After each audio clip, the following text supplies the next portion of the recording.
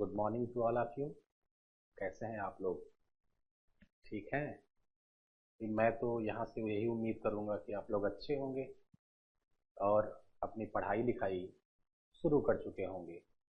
जैसा कि मैंने बताया था, जीवन की प्रक्रिया रुकती नहीं, वो सतत रूप से चलती रहती है। अगर भौगोलिक दृष्टिकोण से बात करूँ, अगर हमारी पृथ्वी अपना घूर्णन और परिभ्रमण, रोटेशन और रिवॉल्यूशन नहीं बंद कर रही है, अगर मानसूनी पवनें वर्षा करना नहीं बंद कर रही हैं, ठीक है, हमारी जैविक प्रक्रियाएं नहीं रुक रही हैं, तो फिर अध्ययन भी निरंतर चलते रहना चाहिए। जैसा कि मैंने डिसाइड किया कि अब मुझे अध्यापन शुरू कर देना चाहिए अपने स्टूडेंट्स के लिए, खुद के लिए, क्योंकि एक शिक्षक बिना पढ़ाए भी निर्जीव हो जाता है। तो जीवंतता बनाए रखने के लिए ज़रूरी है कि मैं अपना काम करता रहूं। और जैसे कि ऑफलाइन क्लास में होता था कि आप लोग भी खूब मन लगा करके पढ़ते थे, ऑनलाइन क्लास में भी मैं यही उम्मीद करूंगा, आशा करूंगा कि आप लोग मन लगा करके पढ़ रहे होंगे। ठीक, चलिए आगे चलते हैं, क्लास को आगे बढ़ाते हैं अनावश्यक बातों को किए बिना। लास्ट क्लास में हम लोग उत्तर अमेरिका महाद्वीप के प्रमुख पर्वतों को देख रहे थे। और अगर इन शॉर्ट बहुत तेजी से अगर मैं बताऊं, थोड़ा सा आपको याद दिलाऊं, तो हम लोगों ने उत्तर अमेरिका में कई पर्वत देखे थे। सबसे पहले हम लोगों ने ब्रूक्स रेंज देखा, अलास्का रेंज देखा, Coast Range, Cascade Range, Sierra Nevada, Rocky पर्वत, सियरा माद्रे, अपलेशियन पर्वत, मैकेंजी पर्वत देखा। और कुछ छोटे छोटे पर्वतों की चर्चा हुई, जैसे व्हाइट माउंटेन, ब्लू माउंटेन और ब्लैक माउंटेन, एलेघनी पर्वत। साथ ही साथ हम लोगों ने ब्लू रिज भी देखा और पिडमॉन्ट प्लेटू भी देखा, जो अपलेशियन पर्वत के किनारे पर लगा हुआ है। अपलेशियन पर्वत के दक्षिण, अगर हम कहें तो दक्षिण पूर्वी किनारे पर। ठीक, एक एक पर्वत की बात हम लोगों ने की थी, एक एक पर्वत को खोल करके पढ़ा था। हम लोगों ने पीछे मैप में भी आपको दिखाने का प्रयास किया था कि कौन से पर्वत कहाँ हैं, कैसे उनका निर्माण हुआ, कैसे सारी चीजें बनी। जैसे कि अगर प्रमुख चोटियों की सिर्फ बात करें, चैम्बरलिन ब्रूक्स रेंज की सबसे ऊंची चोटी मैंने बताया। उसके बाद माउंट देनाली अलास्का रेंज की सबसे ऊंची चोटी, माउंट लोगन कोस्ट रेंज की सबसे ऊंची चोटी बताया आपको। और जो है कैस्केड रेंज की सबसे ऊंची चोटी आपने माउंट रेनियर देखी थी। इसके साथ साथ और आगे गए तो सियरा नेवादा पर्वत देखा, जिसकी सबसे ऊंची चोटी माउंट व्हिटनी थी। और आगे बढ़े थे तो रॉकी पर्वत, जो सबसे महत्वपूर्ण है यहाँ का, उसको देखा। और उस पर्वत की सबसे ऊंची चोटी हम लोगों ने माउंट एल्बर्ट देखी। और आगे हम लोग बढ़े तो प्राचीन बलित अवशिष्ट पर्वत देखा, अपलेशियन पर्वत, जिसकी सबसे ऊंची चोटी हम लोगों ने माउंट मिसेल देखा। अपलेशियन पर्वत को न्यू फाउंडलैंड पर क्या कहते हैं, मैंने आपको बताया था, आपको रिकॉल करना चाहिए, उसे लॉन्ग रेंज के नाम से जाना जाता है। ठीक, यहाँ के पर्वतीय क्षेत्र देखने के बाद अब हम लोगों को यहाँ के पठारी क्षेत्र को देखना चाहिए। और बहुत इत्मीनान से इस लेक्चर में हम लोग यहाँ के पठारी क्षेत्र को देखेंगे, साथ साथ हम लोग समय बचा तो यहाँ के मैदानी क्षेत्र को देखेंगे और यहाँ के मरुस्थल को देखेंगे। आज के लेक्चर में इतनी बातें कंप्लीट की जाएंगी। आइए चलिए देखते हैं। तो यहाँ पर हेडिंग डाली जा सकती है, ये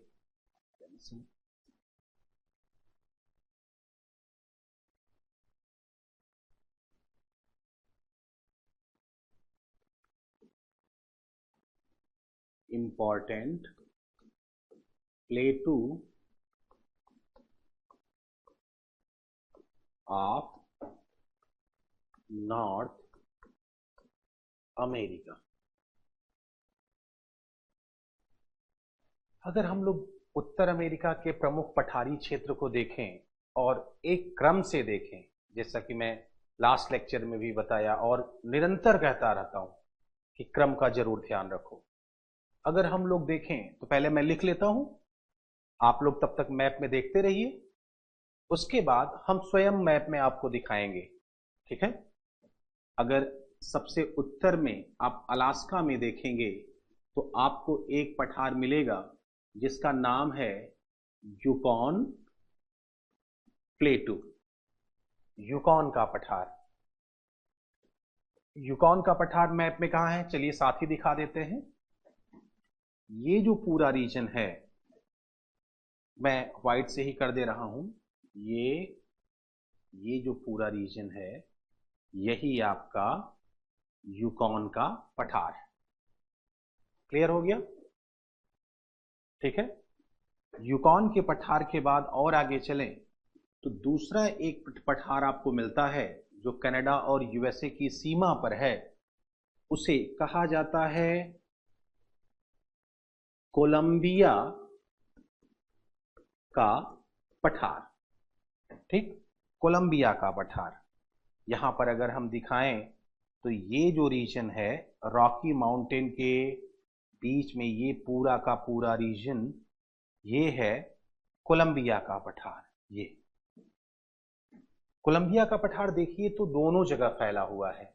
ठीक, एक तो ये कनाडा में भी है और यूएसए में भी है। आपने फिजिकल मैप में कैसे जाना, 49वीं समानांतर रेखा आपको अब इमेजिन करना आना चाहिए। ठीक, 49वीं समानांतर रेखा के ये उत्तर में है, मतलब कनाडा में भी है, और 49वीं समानांतर रेखा के दक्षिण में है, इसका मतलब यूएसए में भी है। ठीक है। इसे दो भागों में बांटा जाता है। अगर जो कनाडा वाला भाग है उसे हम लोग देखें, उसे ब्रिटिश कोलंबिया का पठार कहते हैं, और इसका जो भाग यूएसए में है उसे कोलंबिया स्नैक प्लेटू कहा जाता है। ठीक है। तो कोलंबिया का पठार जो यूएसए और कनाडा की सीमा पर है उसे दो भागों में बांटा गया, इसका उपविभाजन कर दिया गया। इसका जो उत्तरी भाग है कनाडा में है उसे क्या कहते हैं, ब्रिटिश कोलंबिया का पठार, और इसका जो दक्षिणी भाग है इसे कोलंबिया स्नैक का पठार कहते हैं।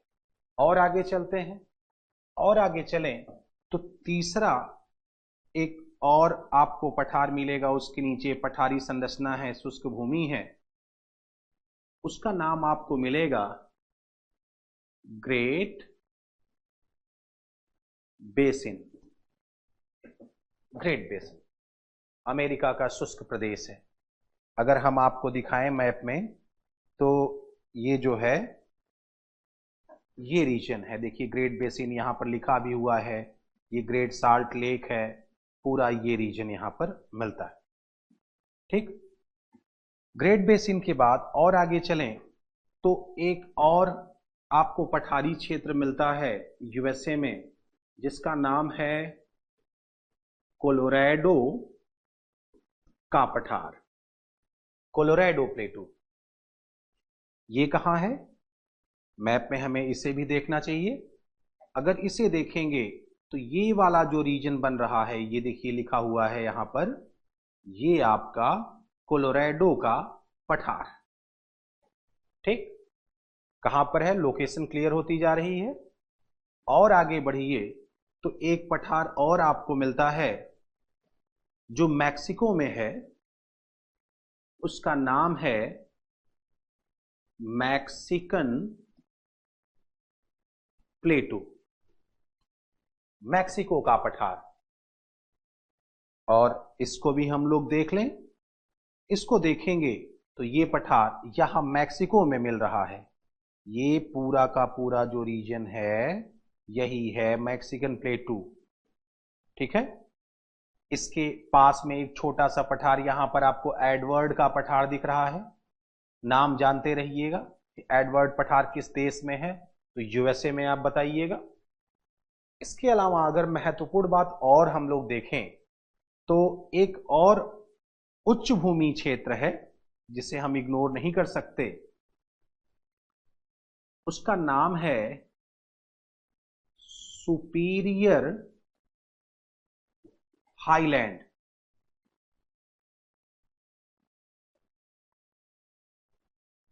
सुपीरियर उच्च भूमि, ये कहां पर है, इसको भी हम लोग देख लेते हैं।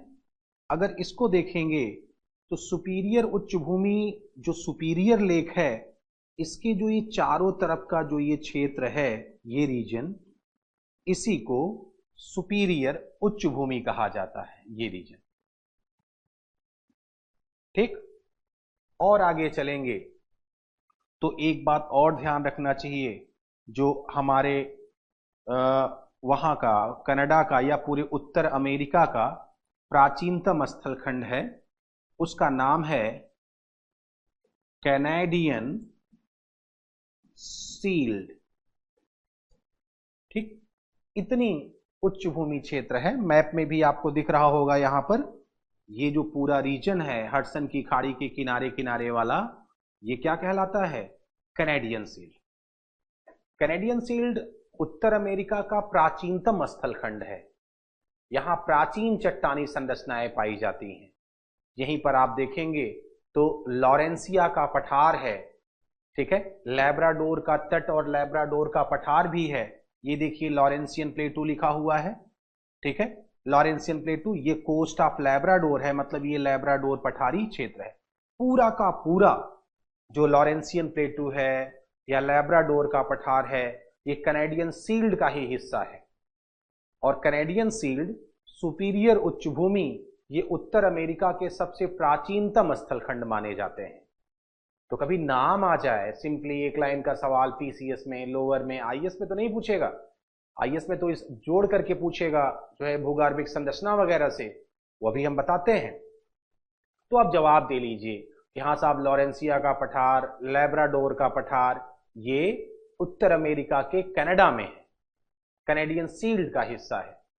ठीक है, सुपीरियर उच्च भूमि यहां का प्राचीनतम स्थल खंड भी माना जाता है। ठीक है, आइए हम लोग एक एक पठार को देखते हैं और उससे संबद्ध कुछ बातों को जानने का प्रयास करते हैं।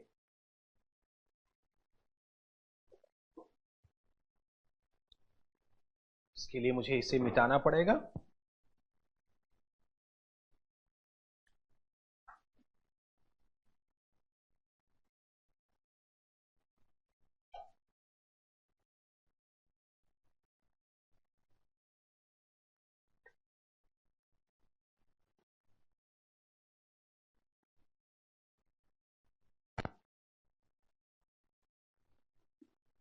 एक एक पठार को देखते हैं और उसे जानने पढ़ने का प्रयास करते हैं। देखिए, किसी पठार के संदर्भ में सामान्य बातें ये भी जानते रहो, पठार कहते किसे हैं। पठार जो होता है, स्थलीय भाग पर अपेक्षाकृत ऊंचे उठे हुए भाग होते हैं, जिनकी ढाल प्रवणता पर्वत की तुलना में कम होती है। पर्वत के ढाल कैसे होते हैं, स्टीप स्लोप होते हैं, और इसके ढाल कैसे होते हैं, जेंटल स्लोप होते हैं। इनकी ऊंचाई भी पर्वत से तुलनात्मक रूप से कम पाई जाती है। ठीक है, तो आइए एक एक करके हम लोग देखते हैं और जानने का प्रयास करते हैं कि इन प्लेटूज के विषय में हमें क्या क्या बातें सामान्यतया ध्यान रखनी चाहिए। अगर इसमें सबसे पहले हम देखें तो यूकॉन पठार आपको नजर आएगा, यूकॉन प्लेटू। अगर यूकॉन के पठार को हम लोग देखें तो इसकी अवस्थिति देखो पहले कहां है। पहले ये जानो, ये क्या पर्वतों से घिरा हुआ है, क्या ये एक ही पर्वत से घिरा हुआ है या अलग अलग कोई पर्वत है इसके चारों ओर। दूसरा हमें देखना होगा कि ये जो पठार है वो किस राजनीतिक इकाई में है, क्या एक ही देश में है या एक से ज्यादा देशों में है, ये बातें हमें ध्यान रखनी होगी। अगर हम यूकॉन के पठार की बात करें तो यूकॉन का पठार 3 पर्वतों से घिरा हुआ है।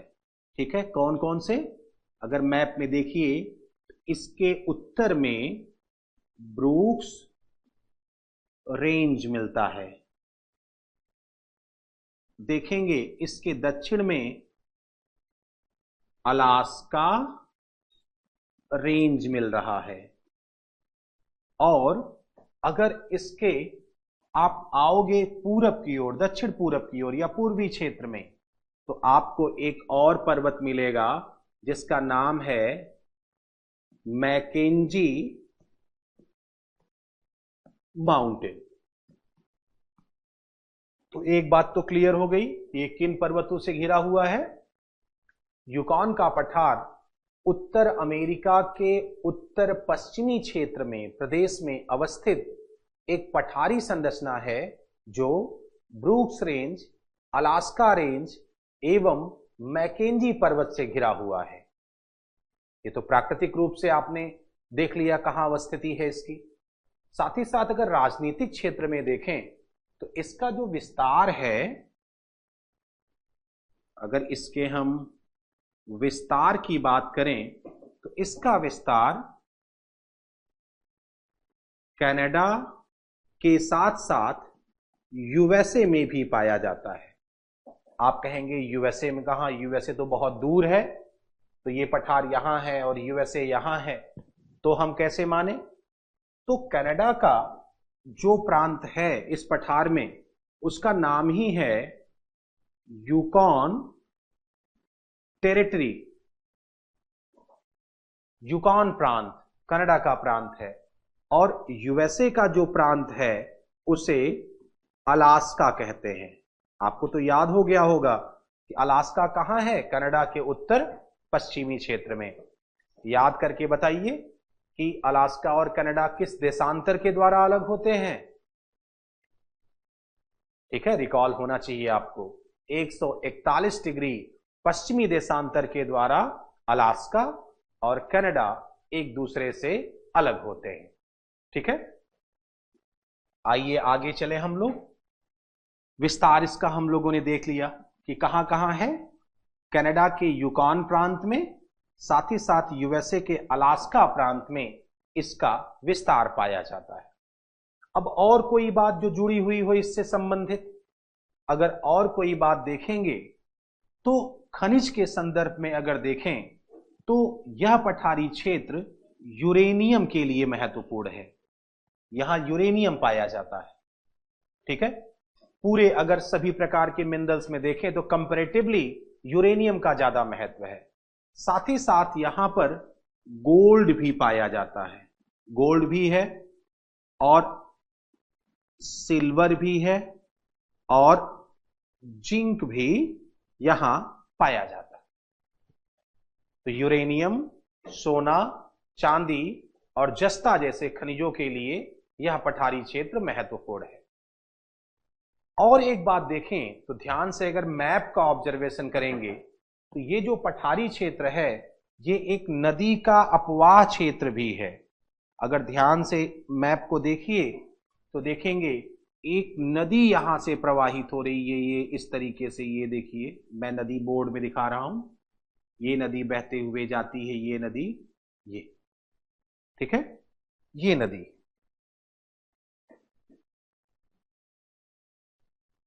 ये देखिए नदी। अब अगर हम बात करें तो कह सकते हैं कि यह पठारी क्षेत्र किस नदी का अपवाह क्षेत्र होगा। कौन सी नदी अपनी सहायक नदियों के साथ यहां से प्रवाहित हो रही होगी, यूकॉन नदी। तो एक बात और निकल करके आई कि यह पठार यूकॉन रिवर का, यूकॉन नदी का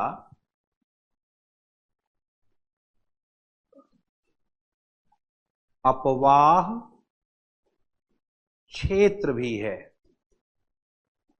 ठीक है, इतनी बातें इस पठार के विषय में आपको जानना है। तो उत्तर अमेरिका के उत्तर पश्चिमी क्षेत्र में अवस्थित पठारी संरचना यूकॉन का पठार कहलाता है, जो ब्रूक्स रेंज, अलास्का रेंज एवं मैकेंजी पर्वत से घिरा हुआ है। ठीक, साथ ही इसका विस्तार यूएसए के अलास्का प्रांत के साथ साथ कनाडा के यूकॉन प्रांत में पाया जाता है। यह पठारी क्षेत्र विभिन्न प्रकार के खनिजों के लिए महत्वपूर्ण है। यहां यूरेनियम, सोना, चांदी, जस्ता जैसे विभिन्न प्रकार के खनिज पाए जाते हैं। यह पठारी क्षेत्र यूकॉन नदी का अपवाह क्षेत्र भी माना जाता है। इतनी बातें कम से कम आपको यूकॉन के पठार में याद रखनी चाहिए। ठीक है, इसको एक दो बार जब आप अपने आप से रिवाइज करोगे तो ये आपको याद हो जाएगा और याद हो जाएगा। आइए हम लोग अगला पठार अब देखते हैं। अगला पठार देखेंगे तो अगला पठार मैंने आपको बताया था ब्रिटिश कोलंबिया का पठार, सॉरी कोलंबिया प्लेटू। ठीक, कोलंबिया का पठार। अगर कोलंबिया के पठार के विषय में हम लोग कहें तो आप कह सकते हैं कि कनाडा और यूएसए के सीमा क्षेत्र में फैले हुए पठारी क्षेत्र को कोलंबिया का पठार कहते हैं। ठीक, या दूसरी भाषा में कहें तो कह सकते हैं कि कोलंबिया के पठारी क्षेत्र का विस्तार कनाडा के साथ साथ यूएसए में भी पाया जाता है। मतलब यह पठार कहां है, इसका विस्तार कनाडा में भी है एवं यूएसए में भी इसका विस्तार पाया जाता है। कनाडा और यूएसए में यह पठार फैला हुआ है। ठीक, इस पठार के विषय में और बातें जानें। जैसा कि मैंने पहले भी बताया कि कोलंबिया के पठार का जो हिस्सा कनाडा में है उसे ब्रिटिश कोलंबिया का पठार कहते हैं। कहां पर, कनाडा में। और इस पठार का जो हिस्सा यूएसए में है उसे कोलंबिया स्नैक का पठार कहते हैं। ये कहां है, कनाडा में। ये कहां है, यूएसए में। दो हमने डिवाइड कर दिया है, ये कोलंबिया के पठार का ये हिस्सा, लेकिन इसका जो हिस्सा कनाडा में है उसे ब्रिटिश कोलंबिया का पठार और जो हिस्सा यूएसए में है उसे कोलंबिया स्नैक के पठार के नाम से जाना जाता है। ठीक, जो ब्रिटिश कोलंबिया का पठार है अगर हम इसको देखें तो एक बात निकल करके आती है कि ब्रिटिश कोलंबिया का पठार ये दो पर्वतों से घिरा हुआ है। कौन कौन से दो पर्वत हैं? एक तो देखेंगे कि इस पठार के एक तरफ जब आप निगाह डालोगे तो आपको कोस्ट रेंज मिलता है। Coast Range. और इस पठार के जब आप आओगे पूरब की ओर तो आपको रॉकी पर्वत मिल रहा है ना? यही तो पठार था, यही पूरा पठार था। ये कनाडा वाला हिस्सा है। तो जरा सोचो, इधर कौन सा ये पर्वत है, कोस्ट, और इधर ये कौन सा पर्वत है, रॉकी। यही बात तो हम आपको समझा रहे हैं कि ये कोस्ट रेंज और रॉकी माउंटेन से घिरा हुआ पठारी क्षेत्र है। ठीक, हमने प्राकृतिक रूप से बता दिया। और क्या देखा जा सकता है? और अगर आप देखिए तो अवस्थिति देखें तो ये कनाडा के ब्रिटिश कोलंबिया प्रांत में है।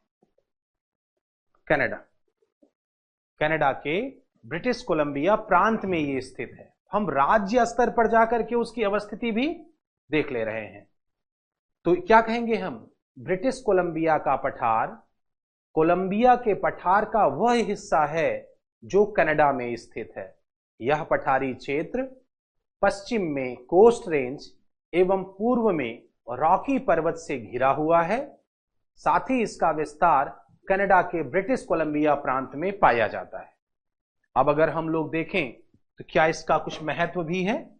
ज्यादा महत्व तो नहीं है, लेकिन देखोगे तो इसी पठार से होकर के कनाडा की एक नदी बहती है, उसका नाम है फ्रेजर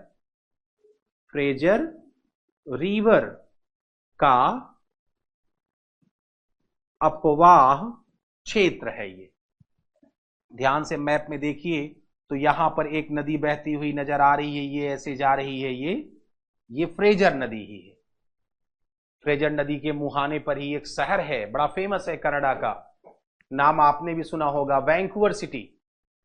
ठीक, तो यह पठारी क्षेत्र फ्रेजर नदी का अपवाह क्षेत्र भी है, ये बात ध्यान रखना है। अब जरा कोलंबिया स्नैक का पठार देखें तो ये क्या कह रहा है। कोलंबिया स्नैक का पठार देखेंगे तो आप कह सकते हैं कि कोलंबिया के पठार का वह हिस्सा जो यूएसए में है उसे कोलंबिया स्नैक का पठार कहते हैं। अब जरा हम इसका भी परीक्षण करें, क्या यह भी पर्वतों से घिरा हुआ है।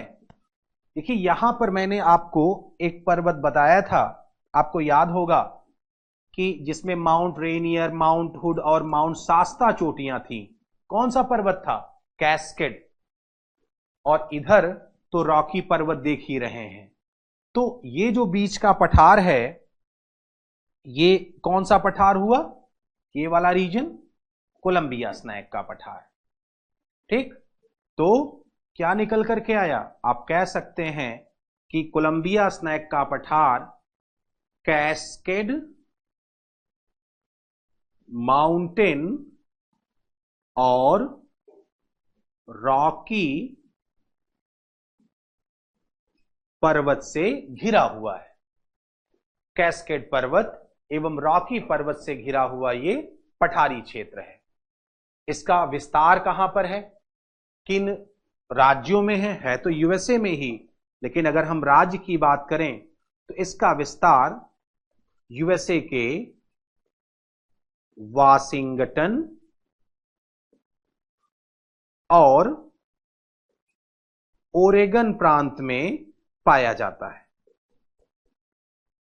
दो स्टेट में मुख्यतः यह है, और बॉर्डर रीजन दूसरे स्टेट में जा सकता है थोड़ा बहुत। मुख्यतः कहां?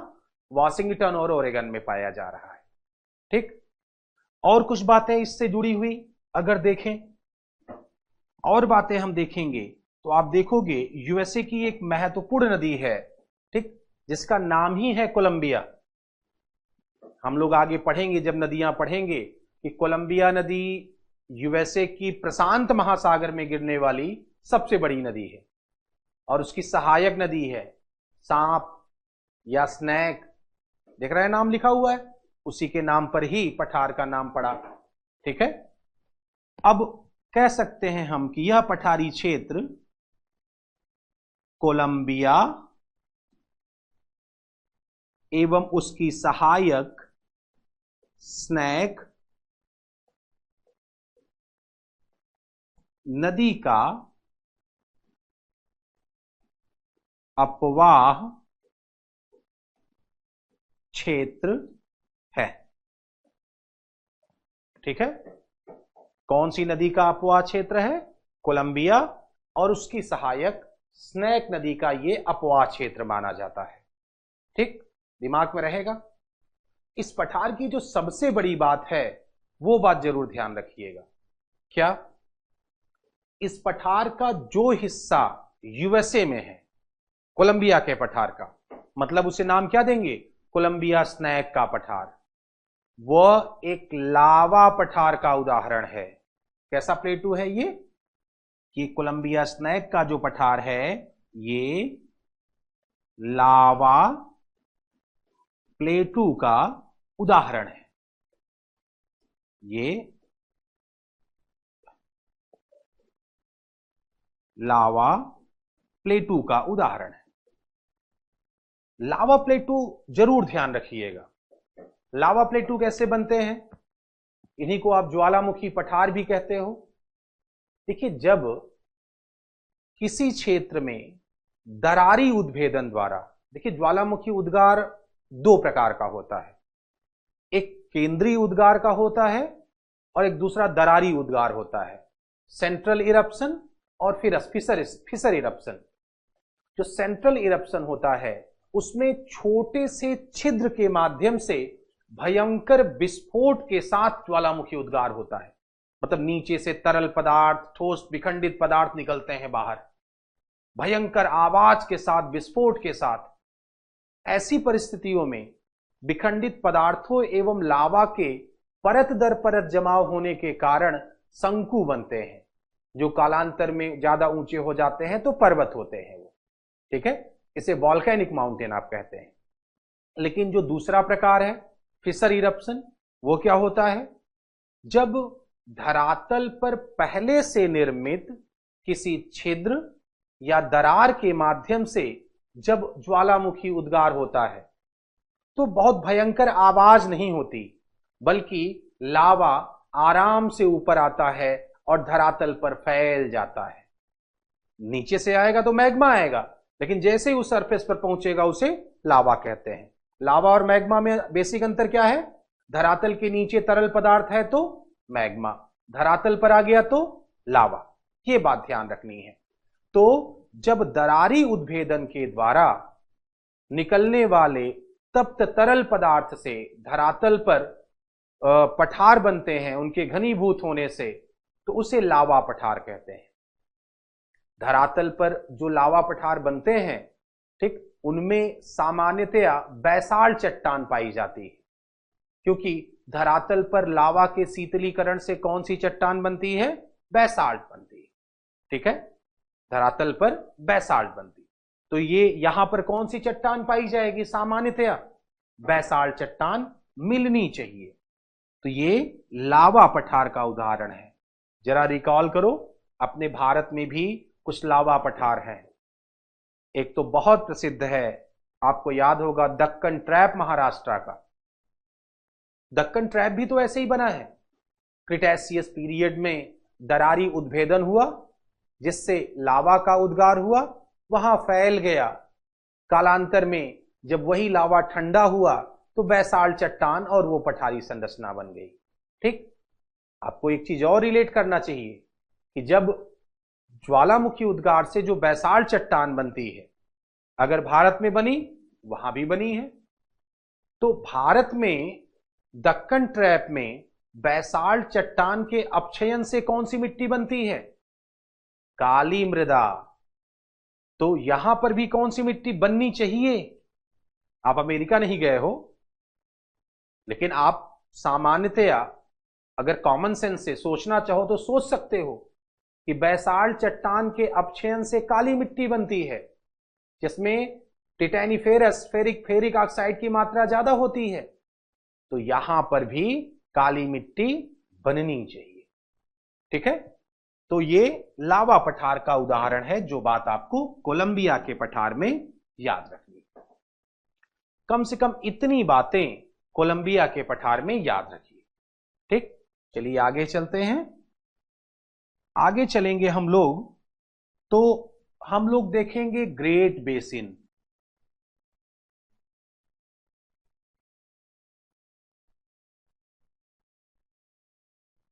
ठीक, ग्रेट बेसिन।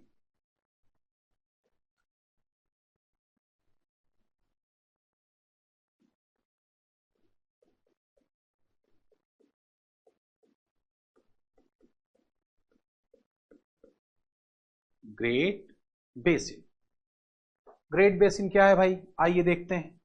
मैप में कहा है, मैंने आपको दिखा ही दिया है। ये वाला रीजन जो है पूरा का पूरा, ये क्या है? ग्रेट बेसिन, ठीक। आप कह सकते हैं कि यूएसए में ये जो ग्रेट बेसिन है, पहली बात तो जान लो, पहले इसकी अवस्थिति देखो। अवस्थिति देखोगे तो काफी चीजें क्लियर होंगी।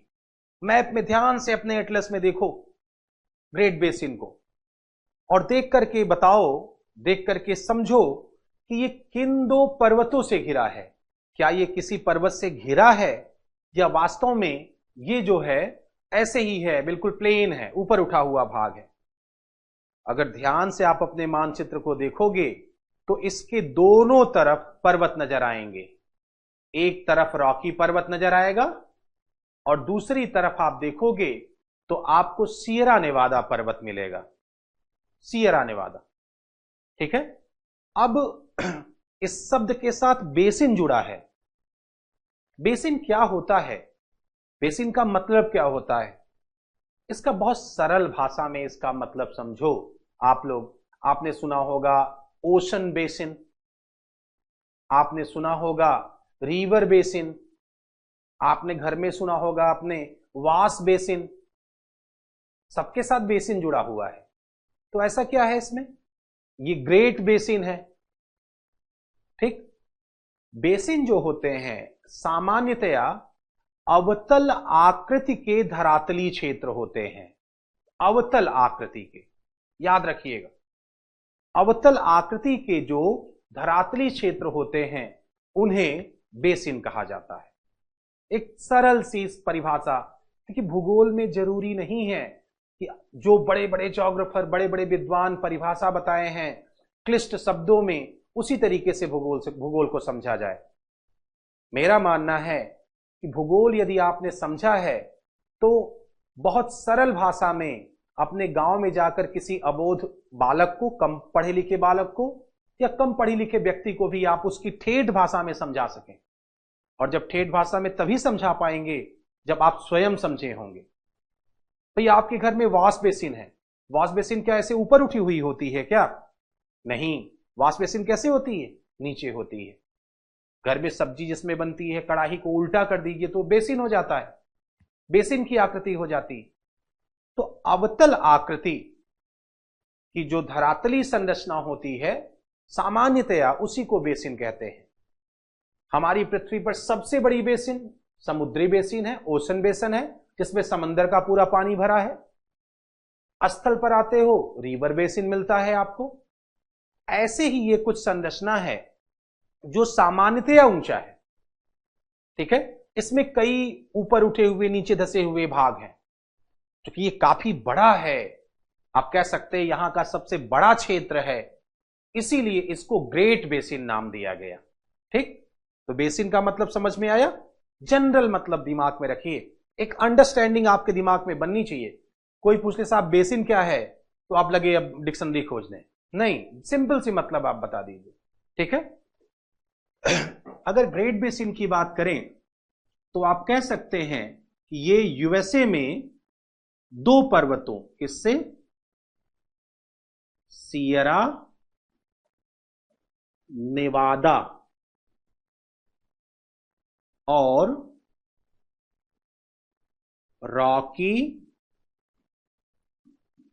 पर्वत से घिरा हुआ अवतल बेसिन नुमा आकृति है।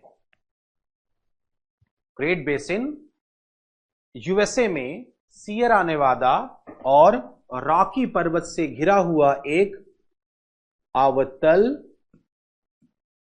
बेसिन नुमा संरचना है। इसका विस्तार कहां पर है यह भी देख लेना चाहिए। जो स्थित कहां है, अगर इसके हम विस्तार की बात करें तो मुख्यतः इसका विस्तार यूएसए के दो राज्यों में पाया जाता है, मुख्यतः नेवादा और उटाह प्रांत में। लेकिन इसके आसपास का जो रीजन होता है, जैसे आप यहां देख रहे हो, ये बेसिन एरिया है, तो ये नेवादा हो गया, ये उटाह हो गया, यहां एरिजोना वाला राज्य मिलेगा। ठीक है, इधर ऊपर जाएंगे तो नेवादा, उटाह, इडाहो वाला राज्य क्षेत्र मिल जाएगा। तो सीमावर्ती राज्य और भी हैं। राज्य आपको उतना ध्यान नहीं रखना है, लेकिन रख लेंगे तो बहुत बढ़िया है। ठीक है, तो मुख्यतः ये यूएसए के नेवादा और उटाह प्रांत में है। कहां पर? यूएसए के नेवादा और उटाह प्रांत में। मुख्यतः मैं कह रहा हूं, सिर्फ इसी में मैं नहीं कह रहा हूं। ठीक है, कि कल को लड़ाई करने लगी आप, नहीं सर आपने कहा सिर्फ यही है, लेकिन मैंने दूसरी जगह पढ़ा, दूसरी जगह देखा कि वहां पर भी है, तो मैं कहता हूं हाँ भाई आंशिक रूप से वहां भी है, कोई दिक्कत नहीं। तो मुख्यतः यहां पाया जाता है। इस बेसिन में अगर आप देखेंगे तो दोनों तरफ पर्वत हैं इसके, संयोग देखिए, इधर आप देख रहे हो इसके रॉकी पर्वत है, इधर देख रहे हैं सियरा नेवादा पर्वत है। तो न तो इधर से आने वाली हवाओं के द्वारा ये वर्षा हो पा रहा है इसमें, और ना ही इधर से जाने वाली वर्षा के द्वारा हवाओं द्वारा वर्षा हो पा रहा है। तो ये क्या है? ये रेन शैडो रीजन में है। Rain shadow reason. Rain shadow reason क्या होता है? जो पर्वतों के पीछे का प्रदेश होता है, जहां हवाएं पवन विमुखी होती हैं, हवाओं का अवरोहण होने लगता है, जिससे वो वर्षा नहीं कर पाती, और वो धीरे धीरे करके जो है वहां वर्षा की मात्रा बहुत कम हो जाती है और वो अर्ध शुष्क और शुष्क प्रदेश में परिवर्तित हो जाता है। आप लोग वर्षा में सीखेंगे कि वर्षा सामान्यतया जो कोई उच्च भूमि होता है, पर्वत होता है, अवरोध होता है, उसके पवनमुखी ढाल पर ही होता है। क्यों ऐसा होता है? क्योंकि पवनमुखी ढाल के सहारे वायु का आरोहण होता है, और जब कोई हवा, नमी युक्त हवा आती है और वो मार्ग में अवरोध से टकराएगी तो उस अस्थिर हो जाएगी। अस्थिर होने के बाद उसका आरोहण होता है, और जैसे ही आरोहण होता है हवा का पवनमुखी ढाल के सहारे, तो वो एडियाबैटिक दर से ठंडी होती जाती है, और जैसे जैसे वो ठंडी होती जाएगी, उसका तापमान गिरता जाएगा, वैसे वैसे उसकी सापेक्षिक आर्द्रता बढ़ती जाती है। और जब सापेक्षिक आर्द्रता बढ़ती जाएगी तो एक समय ऐसा आएगा जब उस ऊपर उठती हुई हवा की सापेक्षिक आर्द्रता 100% हो जाएगी, अर्थात वो अपना ओसांक बिंदु प्राप्त कर लेगी, सैचुरेशन पॉइंट को प्राप्त कर लेगी, संतृप्त हो जाएगी। अगर फिर भी उठ रही है तो आर्द्रताग्राही नाभिक की उपस्थिति में वहां पर क्या होने लगेगा? उस जगह पर संघनन की प्रक्रिया शुरू हो जाएगी। और आपको पता है, संघनन एक ऐसी प्रक्रिया है जिसके द्वारा जलवाष्प का जल बूंदों में परिवर्तन होता है या हिमकणों में परिवर्तन होता है। जलबूंद और हिमकण दोनों बनते हैं संघनन से, ड्यू पॉइंट का अंतर होता है।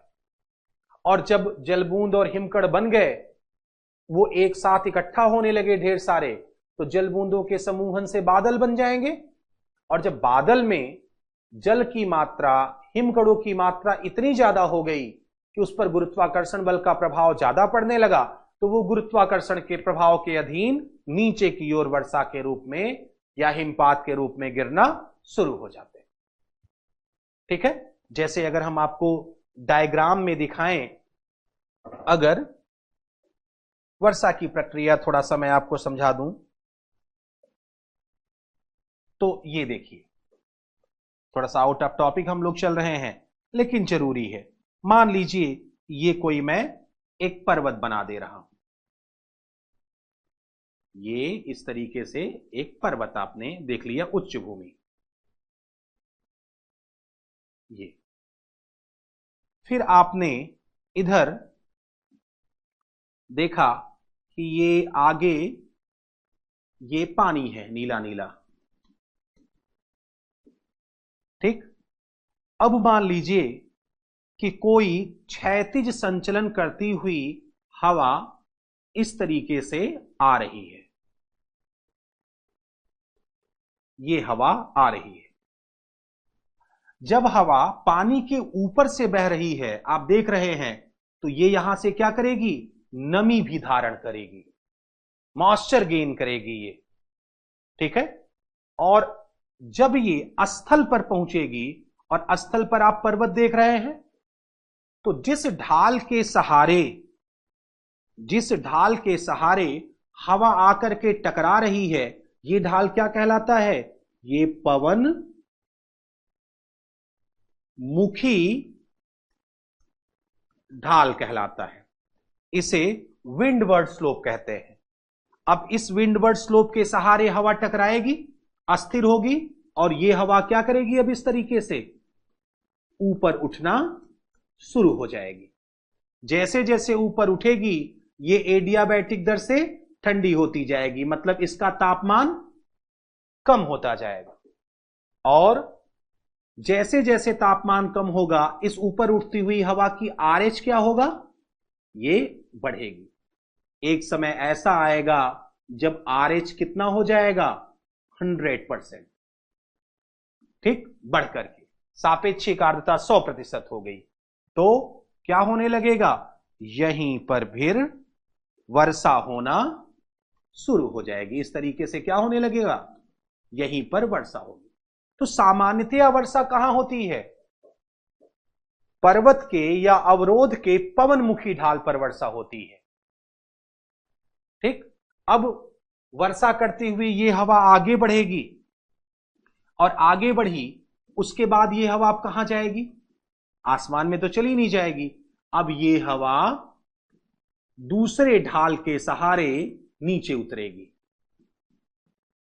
और जब कोई हवा ऊपर से नीचे उतरती है, अवरोहित होती है, डिसेंड करती है, तो वो हवा फिर एडियाबैटिक दर से गर्म होने लगती है।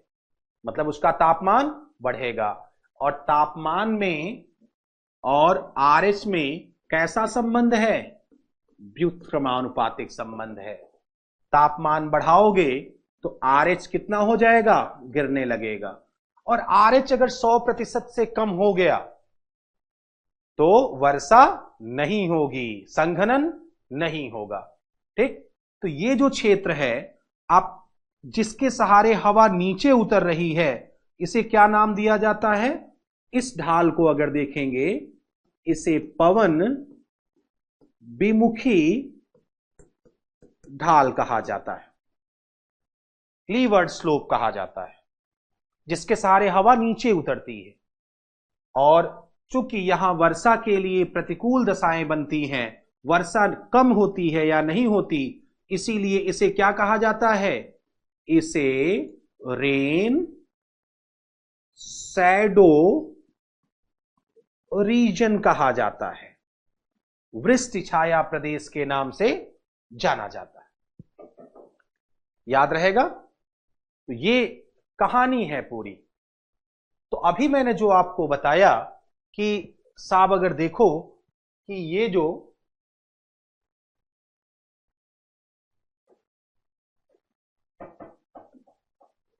जो आपका ग्रेट बेसिन है, ये रेन शैडो रीजन में है, रॉकी पर्वत के वृष्टि छाया प्रदेश में। ये बात क्लियर हुई? क्योंकि वर्षा इस तरफ हो जाएगी, क्योंकि हवा चकराएगी, लेकिन यहां वर्षा नहीं हो पाती। इसी कारण से ये कैसा प्रदेश बन गया? ये यूएसए का एक शुष्क प्रदेश है, ड्राई रीजन है, शुष्क प्रदेश। अब ये जो प्रदेश है, शुष्क प्रदेश आप देख रहे हैं, यहां पर वर्षा का दर वाष्पीकरण से कोई प्रदेश शुष्क कब होता है? मरुस्थल की परिभाषा क्या है? मैंने कई बार बताया है, फिर जान लीजिए। 25 सेंटीमीटर वार्षिक वर्षा रेखा शुष्क प्रदेश को अर्ध शुष्क प्रदेश से अलग करती है। मतलब प्योर जो डेजर्ट होता है, उसके लिए वार्षिक वर्षा रेखा सीमांकन का कार्य करती है। 25 सेंटीमीटर से कम वर्षा हो रही है, इसका मतलब वो डेजर्ट ड्राई रीजन है, प्योर ड्राई। डेजर्ट में दोनों आते हैं, सेमी एरिड और एरिड रीजन, लेकिन 25 सेंटीमीटर इसकी डिलिमिटेशन बताई जाती है। 25 सेंटीमीटर वार्षिक वर्षा, ये शुष्क प्रदेश है। इस प्रदेश में अब अगर देखें, अगर वर्षा 50 सेंटीमीटर से कम हो रही है, देखिए क्लाइमेटोलॉजी से इसको जोड़ना पड़ेगा। मैंने पहले दिन कहा था आपको कि रीजनल और सिस्टमैटिक दोनों अप्रोच से पढ़ना है। अगर यूपीएससी में ज्योग्राफी को समझना है, तो यूपीएससी के सवालों को हल करना है, तो कठिन सवालों को हल करना है, तो यहां पर आपको दोनों चीजें, फिजिकल और रीजनल, दोनों को मिलाना पड़ेगा। वर्षा की प्रक्रिया आपने समझा, ठीक है। अब वेजिटेशन अगर आपने समझा है, तो आप जानते हैं कि अगर 50 सेंटीमीटर से कम वर्षा हो रही है, तो यहां कैसी वनस्पतियां होंगी? यहां शुष्क वनस्पतियां होंगी, ठीक है। नागफनी, कैक्टस, बबूल, ये सब वृक्ष पाए जाएंगे। तो यहां पर भी इस तरीके के वृक्ष होने चाहिए।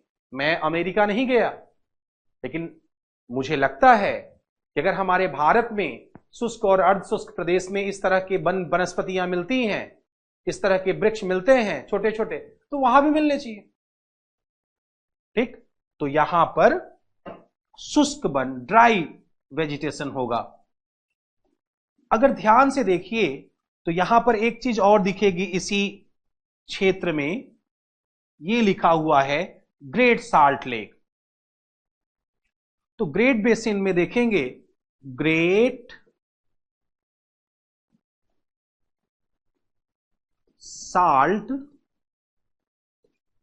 लेक स्थित है, ग्रेट साल्ट लेक। ठीक है, यूएसए के उटाह प्रांत में ये झील पड़ती है। अब इस झील की कहानी क्या है समझ लो, जब झील पढ़ाएंगे तो हो सकता है फिर से बता दें। जब आप 2 बार 3 बार सुनोगे तब आपके दिमाग में बातें बैठेंगी। एक बार सुनने से सारी बातें दिमाग में नहीं बैठती, सब स्किप कर जाती हैं। और 2-3 बार में तब बैठेंगी जब आप ध्यान से सुनोगे। ठीक है, बिल्कुल कमिटेड रहोगे कि मुझे घर बैठ करके ही भूगोल सीख लेना है। तो मैं भी कमिटेड हूं, आप भी कमिटेड होइए। ठीक, इसकी कहानी यह है कि जब तक रॉकी पर्वत नहीं बना था, अभी लास्ट लेक्चर में मैंने बताया कि रॉकी पर्वत का निर्माण क्रिटेशियस पीरियड में हुआ अल्पाइन ओरोजिनी के द्वारा। उसके पहले तो यहां नहीं बना था। इसका मतलब अगर ये है तो इधर से हवाएं जाती रही होंगी कुछ निश्चित तौर पर, थोड़ी बहुत हवा जाकर के यहां वर्षा कर देती होंगी। ठीक है, लेकिन उस समय वर्षा होती थी, उस समय वर्षा होती थी तो ये जो झील देख रहे हो ये मीठे पानी की झील हुआ करती थी और विद्वानों ने उसका नाम रखा था बॉन विले। पहले रॉकी बनने के पहले जो झील थी वॉन विले नाम की मीठे पानी की झील थी। लेकिन समय के साथ जब वर्षण के दर की तुलना में वाष्पीकरण का दर बढ़ गया, जब इवेपोरेशन प्रेसिपिटेशन से ज्यादा होने लगा, तो जो नमक का अनुपात था पानी में, जल भी इवेपोरेट होता रहा। जितना फ्रेश वाटर सप्लाई नहीं हो रही उससे ज्यादा इवेपोरेट होता जा रहा है। ठीक है, अभी आप घर पर अपने यहां बर्तन में गैस पर चढ़ा दीजिए पानी, उसमें नमक डाल दीजिए और थोड़ी देर भूल जाइए। जब पानी इवेपोरेट हो जाएगा तो नमक का अनुपात क्या हो जाएगा, दाल में नमक तेज हो जाती है ना। ठीक उसी प्रकार से यहां पर नमक की मात्रा बढ़ती गई और धीरे धीरे ये ग्रेट साल्ट लेक के रूप में परिवर्तित हो गई, खारे पानी की झील के रूप में परिवर्तित होती गई। और आज अगर खारेपन सैलिनिटी का लेवल देखें तो वॉन झील के बाद, वॉन झील और डेड सी के बाद ये विश्व की तीसरी सर्वाधिक लवड़ी झील मानी जाती है। Third saltiest lake of the world after Van lake in Turkey and dead lake in Israel and Jordan. सोच लीजिए कितना परिवर्तन आ गया वॉन विले से यहां तक। तो ये शुष्क प्रदेश है, ये बात आपको ध्यान रखनी चाहिए। ग्रेट बेसिन के बाद अब अगर हम लोग और आगे चलें तो एक चीज आप और देख सकते हैं, कोलोराडो का पठार।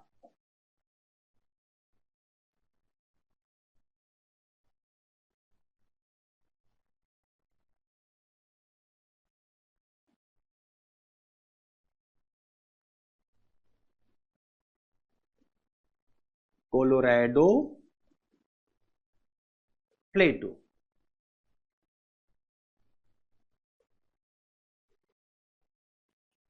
जो कोलोराडो का पठार देख रहे हो, अगर इसको देखा जाए तो आप कह सकते हैं कि ये रॉकी पर्वतीय क्षेत्र में ही है। चौड़ाई ज्यादा है रॉकी पर्वत की, तो 2 पर्वतों से अलग अलग नहीं घिरा बल्कि रॉकी पर्वत से ही ये लगभग घिरा हुआ है। तो आप कह सकते हैं कि ये रॉकी पर्वतीय क्षेत्र से घिरा है। ये रॉकी पर्वतीय क्षेत्र से घिरा, ये एक अंतरा पर्वतीय पठार का उदाहरण है।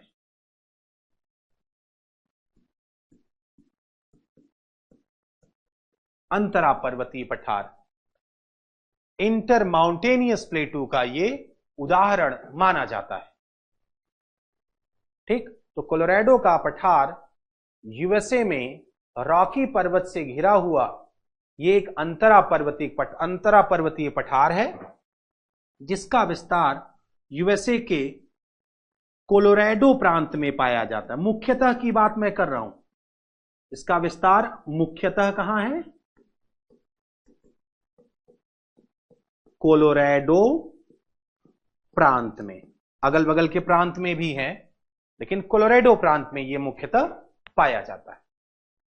ठीक, तो यह ध्यान रखना है। इस पठार की एक जो महत्वपूर्ण बात है जो ध्यान रखनी है कि पहले तो मैंने बताया यह अंतरा पर्वतीय पठार है, याद रखिएगा, इंटरमाउंटेनियस प्लेटू। दूसरा मैंने बताया कि कोलोराडो प्रांत में है ये। तीसरी बात अगर ध्यान रखेंगे तो यहां से होकर के एक नदी बहती है, कोलोराडो रिवर। कोलोराडो रिवर ये यूएसए की महत्वपूर्ण नदी है। कोलोराडो नदी का ये पठार अपवाह क्षेत्र माना जाता है, ड्रेनेज एरिया माना जाता है, मतलब यहीं से होकर के वो नदी अधिकांशतः बहती है। कोलोराडो नदी का तो नाम सुना होगा कि कोलोराडो नदी यूएसए की महत्वपूर्ण नदी है जो रॉकी पर्वतीय क्षेत्र से निकलती है, कोलोराडो पठार से होकर के बहती है, बहते हुए जाती है। इस नदी का जो निकास होता है अगर मैप में देखें तो ये देखिए, ये नदी जा रही है गल्फ ऑफ कैलिफोर्निया में, कैलिफोर्निया की खाड़ी में इस नदी का निकास हो जाता है। ठीक, कहानी जो बहुत पॉपुलर है वो ये है, यह नदी बहुत ही सकरी घाटी से होकर के गुजरती है। यह नदी एक कैनियन का निर्माण करती है, विश्व प्रसिद्ध कैनियन, विश्व का सबसे बड़ा कैनियन भी माना जाता है, गहरा canyon, grand canyon, grand canyon,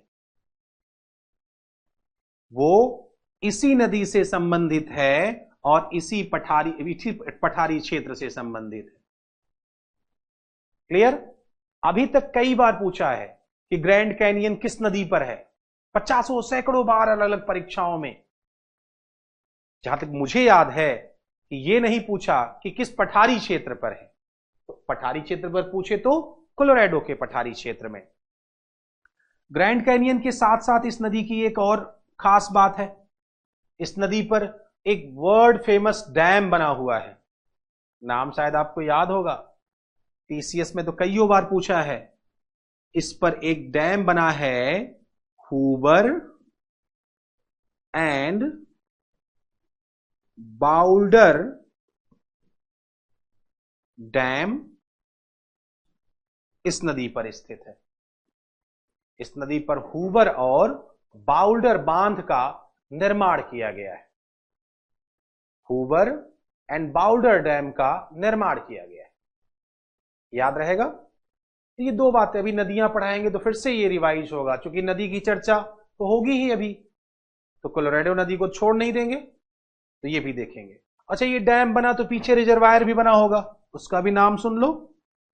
इसके पीछे जो रिजर्वायर बना उसे लेक मिड कहते हैं, जो मानव निर्मित झील का उदाहरण है, लेक मिड, MEAD। ठीक, तो ये चीज ध्यान रखनी है।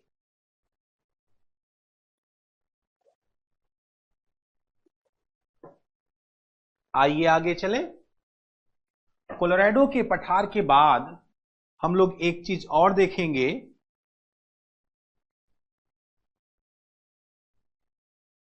जिसका नाम है मैक्सिकन प्लेटू।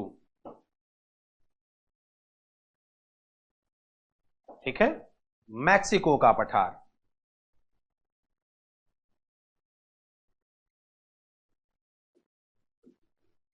मैक्सिकन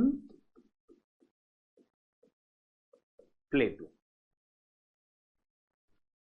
अगर मैक्सिको को देखें तो ये जो मैक्सिकन प्लेटू है, अगर ध्यान से देखिए तो मैक्सिकन प्लेटू यहां पर ये सियरा माद्रे, ये देखिए मैक्सिकन प्लेटू है, ये इधर सियरा माद्रे पर्वत है और सियरा माद्रे ओरिएंटल, और सियरा माद्रे ऑक्सीडेंटल, इन्हीं दोनों से ये घिरा हुआ है।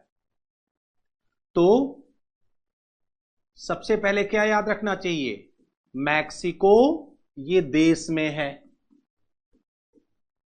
किन पर्वतों से घिरा हुआ है, सियरा माद्रे पर्वत से।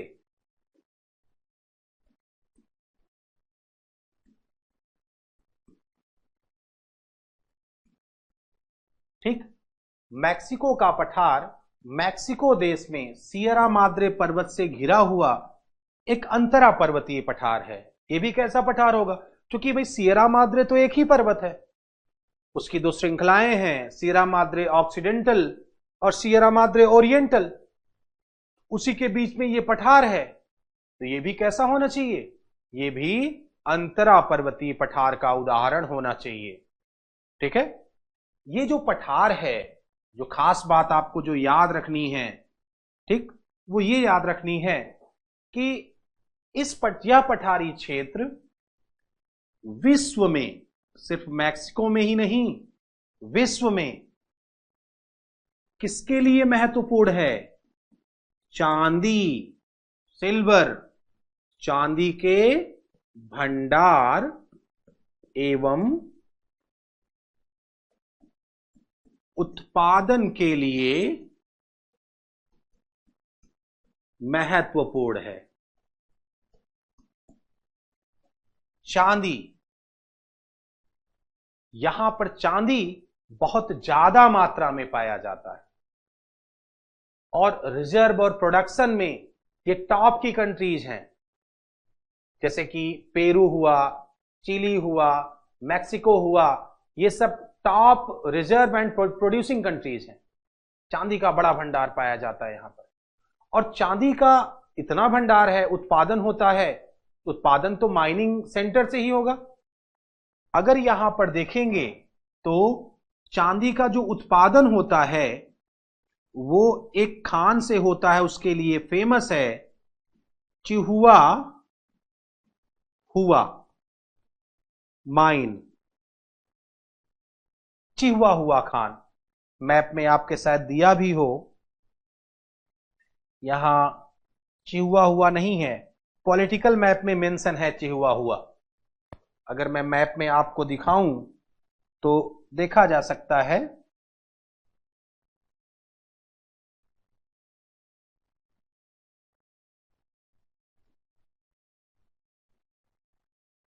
ये देखिए मैक्सिको में चिहुआ हुआ मैं आपको दिखा दे रहा हूं, ये है,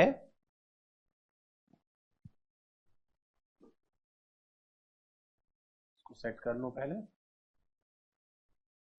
ये है, देखिए कहां गया चिहुआ, ये है चिहुआ हुआ, देख रहे हैं ना हम, यहां पर ये अगर देखेंगे तो ये देखिए चिहुआ हुआ है ना। तो ये बातें आपको यहां ध्यान रखनी है। ठीक,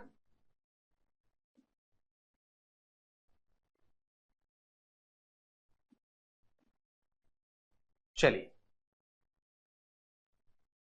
तो ये रहा आपका मैक्सिको का पठार, जो चांदी के भंडार एवं उत्पादन के लिए अत्यंत महत्वपूर्ण था। पॉलिटिकल मैप में भी आपने चिहुआ हुआ को देख लिया। अब चिहुआ हुआ आपको भूलना नहीं है, चाहे अपना नाम भले भूल जाइए, लेकिन आपको चिहुआ हुआ नहीं भूलना है। ठीक है, मैक्सिको के पठार के बाद एक पठारी क्षेत्र हम लोगों को और देखना चाहिए जो महत्वपूर्ण है। अगर हम लोग देखें तो मैंने आपको सुपीरियर हाईलैंड का नाम बताया था अभी, उसको देखो, सुपीरियर हाईलैंड,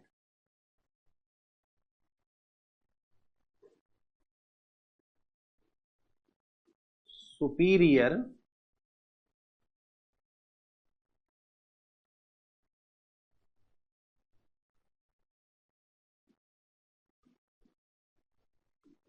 सुपीरियर हाईलैंड, ठीक है। अगर इसके विषय में देखें तो ये आपको लेक सुपीरियर है, मैंने पहले ही बताया है, देखिए यहां पर बोर्ड पर, ठीक है। जो सुपीरियर झील के चारों ओर का जो ये क्षेत्र है, ये क्षेत्र, इसे सुपीरियर हाईलैंड के नाम से बुलाते हैं। सुपीरियर झील के चारों ओर की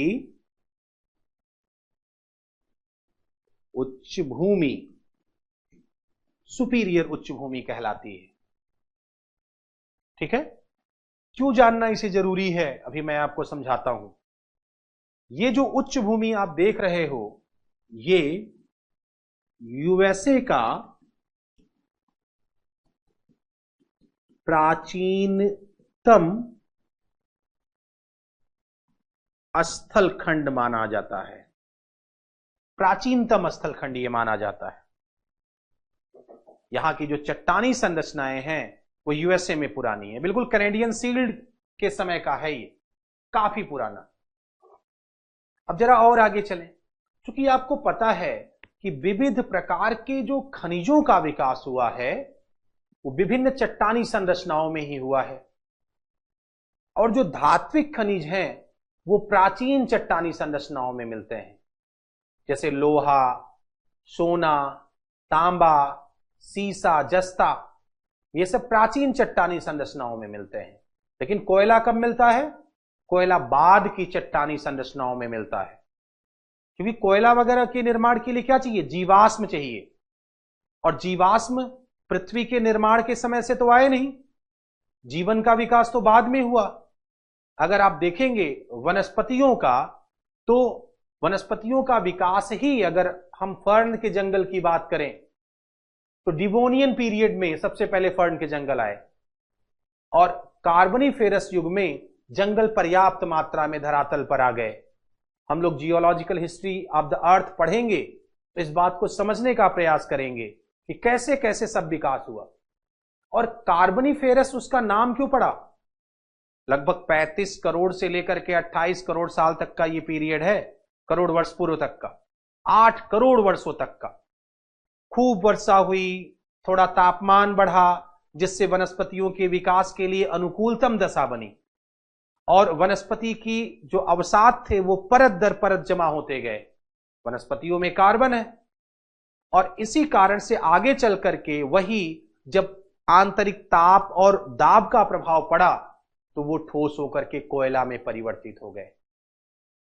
विश्व के अधिकांशतः जो कोयला है, खासतौर से जो एंथ्रासाइट और बिटुमिनस कोयला है, वो कार्बोनिफेरस और पर्मियन पीरियड का है।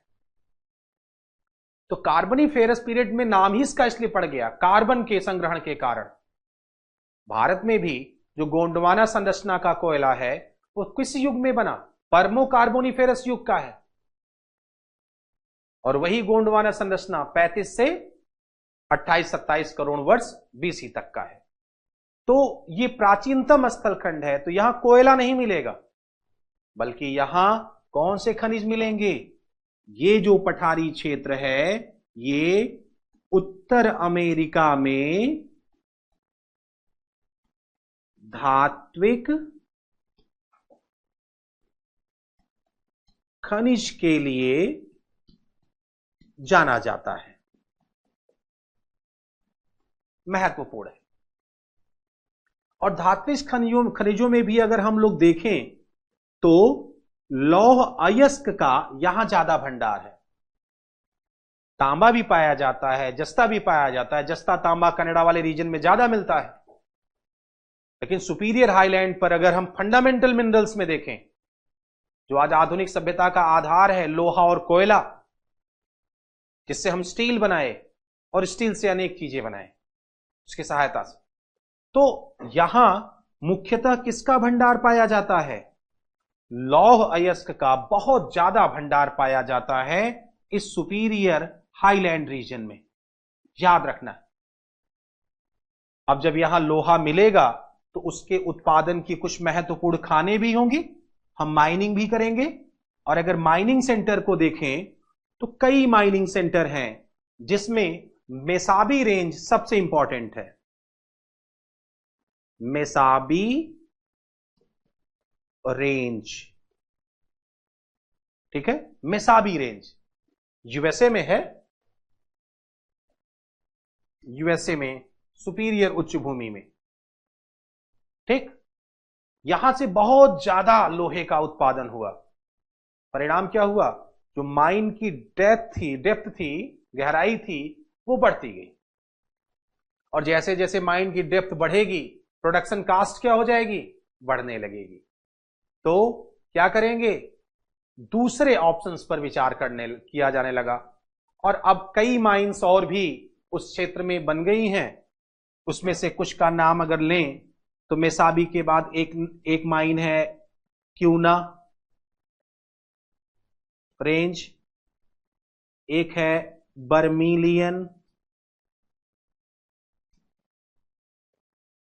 एक और है जोजिबिक, एक और है मारकुती, एक और है मैदा मिनी। ये कुछ यहां के लौह अयस्क के उत्पादन के केंद्र है। एक चीज और जरूर याद रखिएगा, यहां लोहा तो बहुत ज्यादा मात्रा में पाया जाता है, लेकिन यहां पर कोयले का अभाव है, कोयला नहीं मिलता। अब आपको पता है लौह इस्पात उद्योग के लिए आधारभूत खनिजों में दोनों आवश्यक है, लोहा और कोयला। तो यहां लौह इस्पात उद्योग का स्थानीयकरण कैसे होगा? दोनों खनिज तो उपलब्ध नहीं है, तो एक खनिज उपलब्ध है, कम से कम लोहा तो है। तो कभी कोई पूछे सुपीरियर उच्च भूमि क्षेत्र में जो इस्पात संयंत्र लगे, उनके स्थानीयकरण का कारण क्या है? कौन सा कच्चा माल उसके लिए रिस्पॉन्सिबल है? क्या लोहा, कोयला, या लोहा और कोयला दोनों? तो क्या बताओगे? यहां लोहा ज्यादा मिलता है, कोयले का अभाव है। आयातित कोयले पर यह निर्भर करते हैं। अब यहां पर लोहे की उपलब्धता के कारण इस्पात उद्योग का केंद्र बना।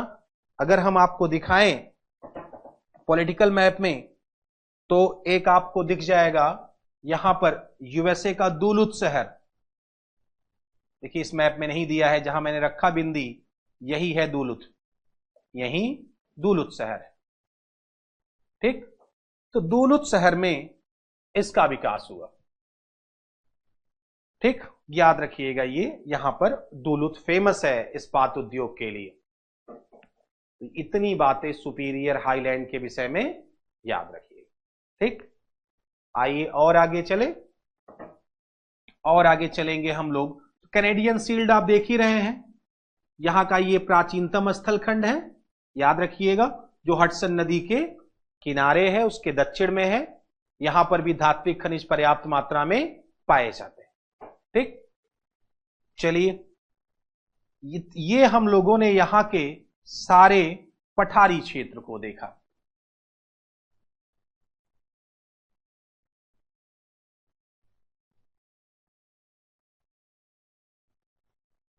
ठीक, अब हम लोगों ने पर्वत देख लिया। पठार कौन सा देखा महत्वपूर्ण? हम लोगों ने देखा यूकॉन का पठार, ब्रिटिश कोलंबिया का पठार, कोलंबिया स्नैक का पठार, कोलोराडो का पठार देखा, ठीक है। कोलोराडो के पठार के बाद हम लोगों ने मैक्सिकन प्लेटो देखा, फिर सुपीरियर उच्च भूमि देखा।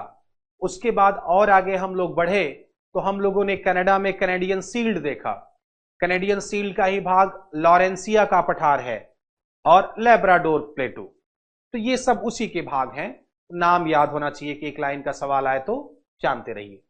और मैप में आपके दिखा रहा है कि अगर देखो तो ये यहां पर एडवर्ड का पठार है, ये जो है अगर देखें तो ये आपका एडवर्ड का पठार है, ये भी यूएसए में है। इसका भी नाम देखिए आपके एटलस में भी दिख रहा होगा, हो सकता है दिया हो, और उत्तर अमेरिका के मैप में नहीं दिया होगा तो यूएसए के मैप में मिलेगा, आपको वहां जाना पड़ेगा। एडवर्ड के पठार के बाद यहीं पर देखेंगे तो ओजार्क ओचिता का पठार है, ओजार्क ओचिता एटलस में देखेंगे तो मिल जाएगा।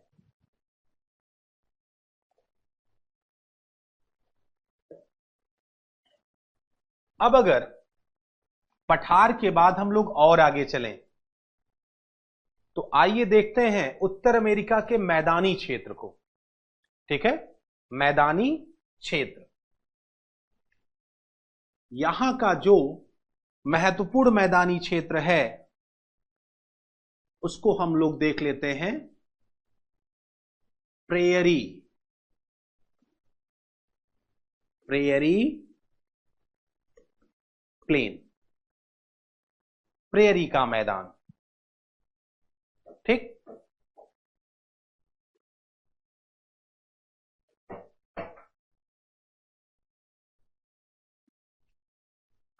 उत्तर अमेरिका में स्थित समशीतोष्ण घास के मैदान को प्रेयरी का मैदान कहा जाता है। ठीक है, उत्तर अमेरिका में स्थित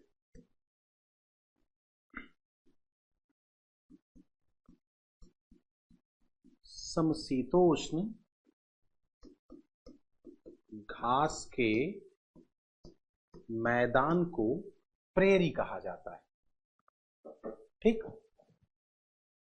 प्रेयरी का मैदान क्या है? एक समशीतोष्ण घास का मैदान है, इसे प्रेयरी के मैदान के नाम से जाना जाता है। ये जो प्रेयरी प्रदेश है इसका अगर हम विस्तार देखें तो ये दोनों देशों में फैला हुआ है। इसका अगर विस्तार देखिए तो ये कनाडा के साथ साथ यूएसए में भी पाया जाता है। इसका विस्तार कनाडा में भी है और यूएसए में भी पाया जाता है, दोनों देशों में पाया जाता है। क्लियर हो गया? ये कई चीजों के लिए महत्वपूर्ण है, लेकिन एक चीज पहले हम समझ लेना चाहते हैं, आपको समझा देना चाहते हैं कि ये समशीतोष्ण घास का मैदान क्या होता है, इस शब्द का क्या मतलब है, इसको हम लोग पहले समझ लें। टेम्परेट ग्रासलैंड, क्या समशीतोष्ण घास का मैदान सिर्फ उत्तर अमेरिका में है या अन्य महाद्वीपों में भी है? क्या उसकी प्रॉपर्टी होती है, क्या विशेषता होती है, उस पर थोड़ी चर्चा हम लोग कर लें, फिर तब जाकर के हम लोग प्रेयरी प्रदेश पर फिर से वापस जाएंगे। देखिए, मैंने कहा था किसी भी टॉपिक को समग्रता से हम आपको पढ़ाएंगे, उसी जिम्मेदारी के तहत ये हम कर रहे हैं। अगर सिर्फ मैपिंग होता तो मैं इससे रिलेटेड और बातें आगे बढ़ा करके निकल लेता, लेकिन आइए देखते हैं पहले टेम्परेट ग्रासलैंड क्या होता है, उसको हम लोग समझ लेते हैं, उसके बाद जानते हैं। समशीतोष्ण घास के मैदान को इंग्लिश में क्या कहते हैं? इसको टेम्परेट ग्रासलैंड कहा जाता है। टेम्परेट ग्रासलैंड, समशीतोष्ण घास का मैदान, यहां जुड़ा हुआ है घास का मैदान। देखिए, जो घास का मैदान है, घास होती है वो भी एक प्रकार की वनस्पति होती है। आप जानते हैं उसकी ऊंचाई वृक्षों की तुलना में काफी कम होती है, उसकी सघनता, जैव भार सब ये कम होती है, जैव विविधता किसकी तुलना में? अन्य वृक्षों की तुलना में। और आप जानते हैं कि तापमान और वर्षा का वनस्पतियों के विकास से खासा संबंध होता है। ठीक है, तो टेम्परेट ग्रासलैंड के विषय में जानते हैं। और तापमान और वर्षा पर किसका प्रभाव पड़ता है? अक्षांश और अवस्थिति का प्रभाव पड़ता है।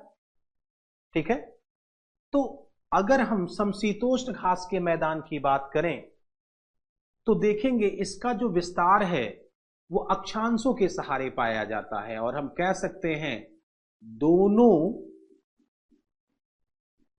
गोलार्धों में, उत्तरी गोलार्ध और दक्षिणी गोलार्ध दोनों में, दोनों गोलार्धों में लगभग 30 से 45 डिग्री अक्षांशों के मध्य 30 से 45, 30 और 45 से सिंबॉलिक है, क्योंकि अभी देखिए अगर प्रेयरी 49 डिग्री के उत्तर में कनाडा में है, इसका मतलब स्थानीय कारणों से इसका विस्तार उत्तर और दक्षिण की ओर भी हो सकता है, कहीं कहीं ये 25 तक भी मिल सकता है, लेकिन एक जनरल मॉडल हम लोग बना रहे हैं। ठीक है, दोनों गोलार्धों में लगभग कहां ये मिलेगा, 30 से 45 डिग्री अक्षांशों के मध्य। क्या पूरे अक्षांशीय प्रदेश में मिलेगा या सिर्फ और सिर्फ तटीय क्षेत्र में मिलेगा या आंतरिक प्रदेश में?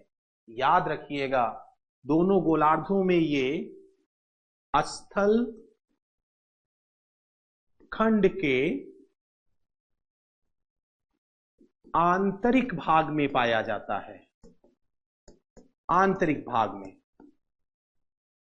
Interior part of land sphere या लैंड मास, आंतरिक भाग में पाया जाता है। उसका क्या प्रभाव पड़ेगा? उसका प्रभाव वर्षा पर पड़ता है, अभी हम लोग देखेंगे। दोनों गोलार्धों में 30 से 45 डिग्री अक्षांशों के मध्य स्थल खंड के आंतरिक भाग में पाई जाने वाली जलवायु प्रदेश को स्टेपी टाइप क्लाइमेट कहते हैं, या इसी को कॉन्टिनेंटल टेम्परेट क्लाइमेट कहा जाता है, टेम्परेट कॉन्टिनेंटल क्लाइमेट कहा जाता है। इस जलवायु प्रदेश में स्थिति क्या होती है? तापमान भी कम होता है और वर्षा की मात्रा भी यहां कम होती है। तापमान और वर्षा कम होने के कारण जो वनस्पति है उसकी सघनता, जैव भार, जैव विविधता कम होती जाती है और एक तरह की ऊंची ऊंची यहां घासें पाई जाती हैं। इस तरह की घासों को क्या कहा जाता है? टेम्परेट ग्रासलैंड कहा जाता है। तो क्या याद करेंगे? समशीतोष्ण प्रदेश में पाए जाने वाले घास के मैदान को टेम्परेट ग्रासलैंड कहते हैं या समशीतोष्ण घास का मैदान कहते हैं। तो यहां पर क्या पाए जाते हैं? वनस्पति की ऊंचाई कम हो गई और क्या बन गया? ये घास बन गया। ठीक, ये जो घास है, घास के मैदान हैं, इसे अलग अलग प्रदेशों में अलग अलग नाम दिया जाता है। अगर आप उत्तर अमेरिका में देखेंगे तो मैंने अभी बताया, नॉर्थ अमेरिका में इस तरह के घास के मैदान को क्या कहते हैं? इस तरह के घास के मैदान को प्रेयरी कहते हैं। जब आप साउथ अमेरिका में जाते हो, साउथ अमेरिका के अर्जेंटीना, ब्राजील और उरुग्वे में, वहां इस तरह के घास के मैदान को क्या कहा जाता है? वहां इस तरह के घास के मैदान को पंपास के नाम से बुलाया जाता है। पंपास। ठीक, जब आप जाते हो साउथ अफ्रीका में तो वहां इस तरह के घास के मैदान को क्या कहते हैं? वहां पर इसे वेल्ड कहते हैं, वेल्ड। जब आप यूरोप में जाते हो, यूरोप में, तो यूरोप में एक देश है हंगरी, वहां इसको पोस्ताज कहा जाता है और साथ साथ इसको क्या कहते हैं? स्टेपी भी कहते हैं। एशिया में जो सेंट्रल एशिया वाला पार्ट है, कैस्पियन सागर के आसपास, इसका सबसे ज्यादा विकास हुआ टेम्परेट कॉन्टिनेंटल क्लाइमेट का, इसलिए वहां पर सबसे ज्यादा घास के मैदान का विकास हुआ है इस तरह का। तो वहां पर इसे क्या कहते हैं? वहां पर इसे स्टेपी ही कहते हैं। जब आप ऑस्ट्रेलिया में जाते हो तो इस तरह के घास के मैदान को क्या कहा जाता है? डाउन्स के नाम से बुलाया जाता है। तो ये सब के सब, prairie, pampas, veld, down, steppe, पोस्ताज, सब क्या है? सब के सब समशीतोष्ण घास के मैदान है। सब में कॉमन बात क्या है? ये लगभग 30 से 45 के बीच मिलेंगे। दूसरी कॉमन बात क्या है? ये आंतरिक भाग में मिलेंगे। तीसरी कॉमन बात क्या है? यहां तापमान और वर्षा दोनों ही कम होगी। ठीक है, जिसका प्रभाव क्या पड़ेगा? यहां की वनस्पतियों पर पड़ेगा। क्लियर हो गया? अब इसका एक प्रभाव और पड़ता है, और आगे चलें। ये जो प्रदेश होता है टेम्परेट रीजन, अगर हम इसको देखें तो इस प्रदेश में आपने देखा कि यहां पर तापमान और वर्षा कम है, हल्की वनस्पति है, घास। तो तापमान, वर्षा और कम वनस्पति आवरण के कारण यहां पर एक विशेष प्रकार की मृदा का विकास होता है। कौन सी मिट्टी? यहां पर जो है चेरनोजम स्वाइल का विकास होता है, चेरनोजम मिट्टी। ठीक।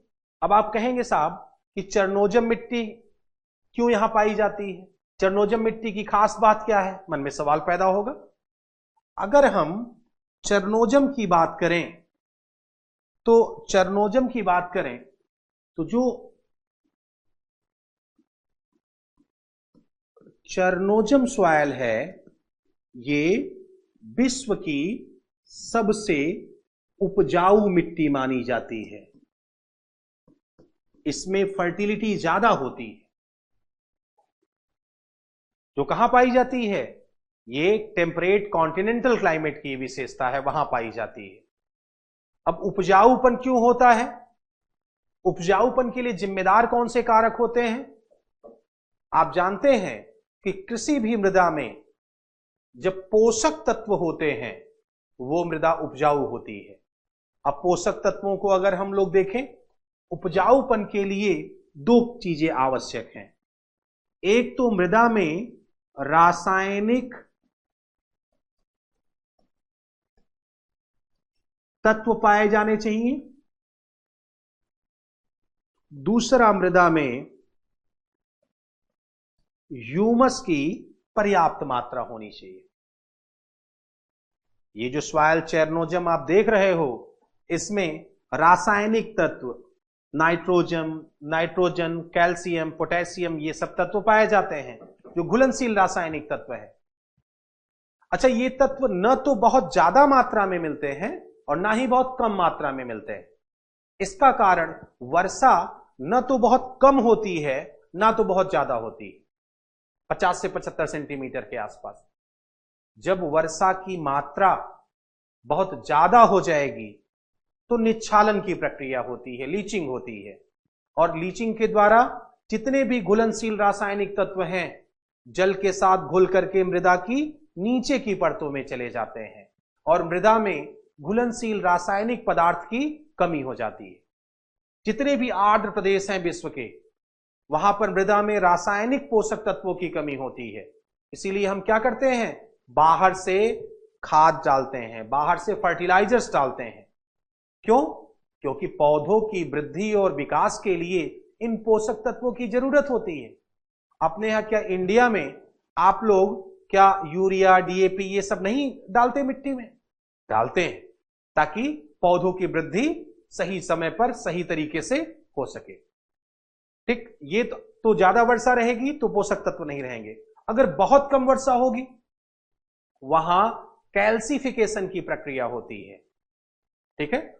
और कैल्सिफिकेशन की प्रक्रिया में नीचे की परतों में पाए जाने वाले पोषक तत्व भी ऊपर आ जाते हैं, घुलनशील तत्व। तो ऊपर की मिट्टी में ढेर सारे क्षारीय तत्व हो जाते हैं जो कृषि के लिए बहुत अच्छी नहीं मानी जाती। तो यहां पर वर्षा के सही अनुपात होने का प्रभाव क्या पड़ता है? रासायनिक तत्व जो हैं न तो बहुत कम मिलते हैं न बहुत ज्यादा। ठीक है। सही अनुपात में मिलते हैं यहां पर चेरनोजम में। ह्यूमस की कहानी क्या है? देखिए, जो ह्यूमस होता है, जो वनस्पतियों के पर्णहरित ढेर होते हैं, उनके अपघटन से, उनके टूटन फूटन से मृदा में ह्यूमस का निर्माण होता है। लेकिन टूटन फूटन कैसे होगा? टूटन फूटन जो हमारे मृदा में पाए जाने वाले जो जीवाणु हैं, विषाणु हैं, वही तो तोड़ेंगे, डिकम्पोज करेंगे इसे। अब देखिए, ह्यूमस के लिए तो पहली शर्त क्या हो गई? पहली शर्त यही हो गई कि ह्यूमस मृदा में तभी होगा जब उस प्रदेश में वनस्पति आवरण हो। अगर वहां पर एकदम नेकेड सरफेस है तो आप डेजर्ट में आप अपेक्षा ही नहीं कर सकते, क्योंकि वहां वनस्पति ही नहीं है, उसके पत्ते ही नहीं है, तो कैसे ह्यूमस बनेगा? नहीं बन पाएगा।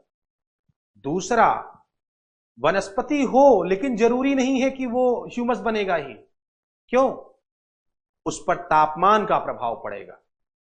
यदि तापमान बहुत कम है तो वनस्पतियों का, पर्णहरित ढेर का, ग्रीन लीव्स का डिकम्पोजिशन हो ही नहीं पाता है। क्यों? क्योंकि सूक्ष्म जीवों के क्रियाकलाप बहुत शिथिल पड़ जाते हैं, इसलिए उनका अपघटन नहीं हो पाता। तो क्या होगा? अगर आप चले जाइए ठंडे प्रदेश में, शीत प्रदेश में, तापमान बहुत कम है, सूक्ष्म जीवों के क्रियाकलाप शिथिल हैं एकदम से, तो पत्ते गिरे तो रहेंगे लेकिन वैसे ही पड़े रहेंगे, डिकम्पोज नहीं होंगे। बल्कि क्या करेंगे? वो जो नमी होगी वहां, उससे अभिक्रिया करके वो ह्यूमिक एसिड का रिसाव करेंगे, और वहां पाई जाने वाली मिट्टी क्या हो जाएगी? अम्लीय हो जाएगी। जैसे टुंड्रा, टैगा प्रदेश में आप जाइए, टैगा प्रदेश में, साइबेरियाई रीजन में, वहां की मिट्टी जो पॉडजोल होती है उसमें ह्यूमस नहीं होता ज्यादा, जबकि पत्ते गिरते हैं, कॉर्निफर फॉरेस्ट पाए जाते हैं, लेकिन फिर भी ह्यूमस ज्यादा नहीं पाया जाता, बल्कि सॉइल का नेचर क्या हो जाता है? एसिडिक हो जाता है। ठीक, तो फिर कहां, क्या तापमान बहुत ज्यादा होगा तो ह्यूमस बनेंगे? आइए देखते हैं। जब तापमान बहुत ज्यादा होता है तो जो सूक्ष्म जीवों के क्रियाकलाप हैं वो भी बहुत ज्यादा होते हैं, उनकी संख्या भी बहुत ज्यादा हो जाती है। जो पर्णहरित ढेर होता है वो अपघटन कम और उसका उपभोग ज्यादा कर लेते हैं, तोड़ते फोड़ते कम हैं, उसको कंज्यूम ज्यादा कर जाते हैं। तो मृदा में ह्यूमस का निर्माण वहां भी नहीं हो पाता। यही कारण है कि आप अधिक तापमान वाले प्रदेश में चले जाओ, इक्वेटोरियल रीजन में चले जाओ, जहां खूब वनस्पति है, लैटेराइट सॉइल है, लेकिन वहां भी ह्यूमस का अभाव मिलता है। तो ह्यूमस बनने के लिए क्या चाहिए? पहली आवश्यक शर्त कि वनस्पति हो, जरूरी नहीं बड़े बड़े वृक्ष हो, घास भी होगी तो काम चलेगा, लेकिन उसके साथ न तो तापमान बहुत कम हो, ना ही तापमान बहुत ज्यादा हो। अब जरा समशीतोष्ण की बात करें। समशीतोष्ण नाम से ही है साहब, न तो ज्यादा ठंडा है ना ही ज्यादा गर्म है, इसीलिए यहां पर जो ह्यूमस होता है वो सबसे ज्यादा बन पाता है, मृदा की उत्पादकता ज्यादा होती है। चलिए, तो ये उपजाऊपन क्या है उसे आप समझ गए आप। अब जब मृदा इतनी उपजाऊ है तो यहां हम खेती भी करेंगे। खेती किसकी करेंगे हम? यहां हम धान की खेती करेंगे या गेहूं की खेती करेंगे खाद्यान्न फसल में? यहां हम किसकी खेती करेंगे? आपको पता है धान उष्ण और आर्द्र प्रदेश में उगाया जाता है, ठीक है, हमारे यहां खरीफ के सीजन में उगाया जाता है जब तापमान ज्यादा होता है। और हम गेहूं कब उगाते हैं? जाड़े के सीजन में, रवि के मौसम में, रवि की फसल है। ज्यादा पानी किसको चाहिए? ज्यादा तापमान किसको चाहिए? धान को या गेहूं को? धान को चाहिए। और कम पानी और कम तापमान गेहूं को चाहिए। तो यहां पर तापमान भी कम है, वर्षा भी कम हो रही है, तो यहां पर मुख्यतः किसकी खेती की जाएगी? गेहूं की। जहां जहां ये टेम्परेट ग्रासलैंड है, ठीक है, इसको रिलेट कर देते हैं, टेम्परेट ग्रासलैंड, वहां वहां चेरनोजम मिट्टी है, वो उपजाऊ है, और ये क्या है? विकसित कृषि प्रदेश हैं। यहां जो है एक्सटेंसिव एग्रीकल्चर किया जाता है, कॉमर्शियल एग्रीकल्चर किया जाता है, ठीक। और मुख्यतः खेती किसकी की जाती है? यहां प्रेरी प्रदेश में खेती की जाती है। जनरली ये गेहूं की कृषि के लिए महत्वपूर्ण है। मक्के की खेती भी की जाती है, लेकिन मुख्यतः किसकी खेती की जाती है? गेहूं की कृषि के लिए ये वर्ल्ड फेमस, याद रखना है आपको, ठीक। तो हमने क्या बताया, समशीतोष्ण घास का मैदान, वहां की स्थिति कहां पाया जाएगा, कौन सी मिट्टी होगी, उपजाऊपन, सब रिलेट कर दिया। ठीक, अब आइए हम लोग चलते हैं अपने टॉपिक पर। उत्तर अमेरिका में जो समशीतोष्ण घास का मैदान है वो आप सब लोग बताएंगे अब कि उत्तर अमेरिका में जो समशीतोष्ण घास का मैदान, उसका विस्तार कनाडा और यूएसए में है। ठीक है, ये उत्तर अमेरिका का विकसित कृषि प्रदेश है। क्यों कृषि का विकास ज्यादा हुआ, क्योंकि यहां चेरनोजम जैसी सॉइल पाई जाती है, चेरनोजम सॉइल की फर्टिलिटी ज्यादा है, और यहां खेती किसकी की जाती है, गेहूं की खेती के लिए ये विश्व प्रसिद्ध है।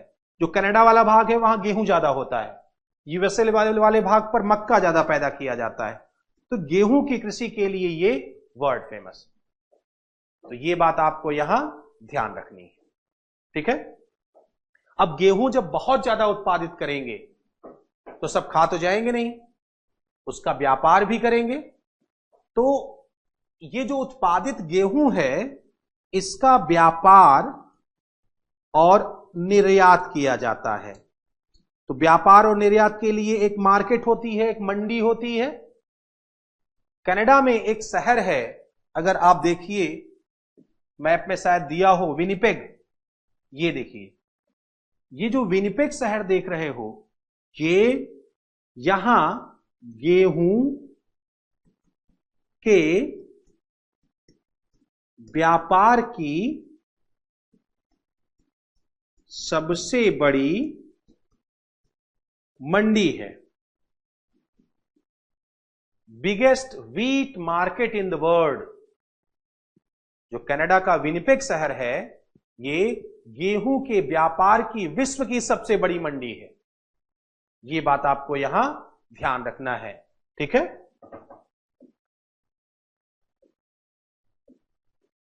तो ये आपकी पूरी बात रही। प्रेयरी घास का मैदान है यहां पर। प्रेयरी घास के मैदान के बाद अगर हम लोग और आगे चलें तो यहां के हम डेजर्ट्स को देख सकते हैं थोड़े से समय में।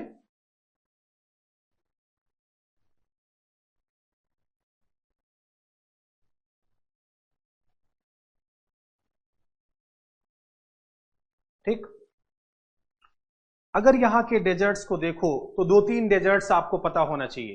देखिए, डेजर्ट्स के विषय में याद रखना है क्या, सामान्यतया जो डेजर्ट्स होते हैं ऐसे प्रदेश होते हैं जहां वाष्पीकरण का दर वर्षण के दर से ज्यादा होता है।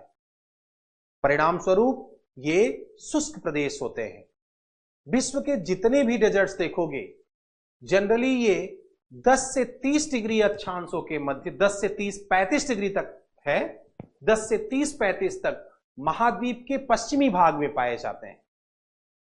ठीक है, तो जो मरुस्थलीय क्षेत्र है सामान्यतया कहां मिलेंगे, सामान्यतया आप देखोगे तो 10 से 30-35, देखो ये 30 डिग्री लैटिट्यूड है तो ये 10 यहां कहीं होगा। अगर ये आप देखिए और नीचे मान लीजिए ये, और यहां पर ये 30 है तो ये 35 होगा, ये प्रदेश। तो ये जो रीजन है यहां पर, ये स्थल पर यही प्रदेश है जहां डेजर्ट बनेगा। अगर उत्तर अमेरिका के प्रमुख मरुस्थलों को देखो तो एक डेजर्ट आप जानते हो जिसका नाम है मोजाबे डेजर्ट। मोजाबे मरुस्थल कहां है, मैंने बताया था अभी चर्चा में, मोजाबे मरुस्थल यूएसए के कैलिफोर्निया में है। ठीक है, ये वाला किनारे वाला रीजन मोजाबे है। ठीक, अब अगर मोजाबे के बाद अगर हम लोग देखें तो मोजाबे के बाद देखें तो और भी डेजर्ट्स हैं। जैसे एक यहां पर इसी रीजन में आपको सोनोरन डेजर्ट मिलेगा। सोनोरन डेजर्ट ये मैक्सिको में भी है और यूएसए में भी है। सोनोरन डेजर्ट के बाद और आगे चलें तो यहीं पर एक और मरुस्थल है, चिहुआ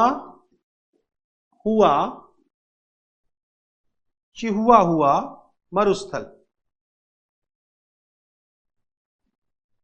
चिहुआ डेजर्ट। इसका भी विस्तार बताते हैं कि मैक्सिको प्लस यूएसए में है।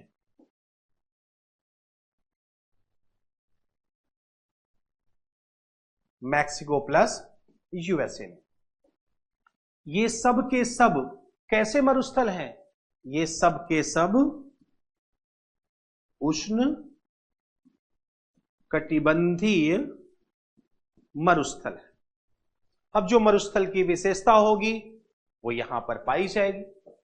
मोजाबे के साथ एक बात और जोड़ सकते हैं कि इसी में डेथ वैली स्थित है। ठीक है, तो ये बात आपको ध्यान रखना है। तो आज इतना ही। कल अगली कक्षा में हम लोग बात करेंगे यहां पर पाई जाने वाली झीलों के विषय में, साथ साथ यहां की और भी जो जल संधियां हैं। जैसा कि परिचय वाली कक्षा में मैंने प्रॉमिस किया था कि हम सिर्फ बेरिंग स्ट्रेट नहीं पढ़ेंगे, बल्कि हम और जितनी भी जल संधियां हैं उसको पढ़ेंगे। दूसरा, सिर्फ और सिर्फ सुपीरियर झील नहीं पढ़ेंगे, और भी जितनी झीलें हैं उसको हम आपको दिखाएंगे और उसको एक एक करके इत्मीनान से, जैसे आप पढ़ रहे हो इसी सिस्टम से हम लोग इसी तरीके से आगे क्रमिक रूप से अपनी क्लास को कंटिन्यू करेंगे। ठीक है, फिर मिलते हैं कल। Thank you.